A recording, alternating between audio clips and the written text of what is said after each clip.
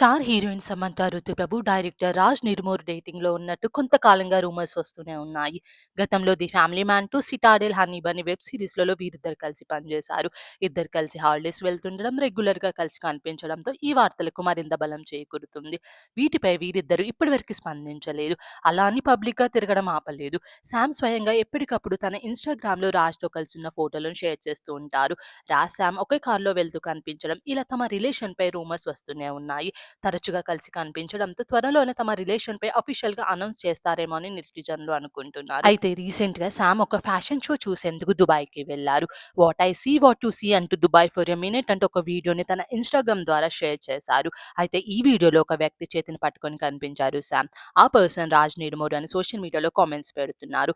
అఫీషియల్‌గా రిలేషన్ గురించి చెప్పొచ్చు కదా సామ్ అంటూ కొంతమంది, ఫైనల్‌గా చాలా రోజుల తర్వాత సామ్ ఫేస్‌లో స్మైల్ చూస్తున్నామంటూ మరికొంతమంది ఫ్యాన్స్ కామెంట్స్ చేస్తున్నారు. ఏది ఏమైనా అఫీషియల్‌గా వీళ్ళ రిలేషన్‌పై క్లారిటీ సామ్ చెప్పే వరకు మనము వెయిట్ చేయాల్సిందే.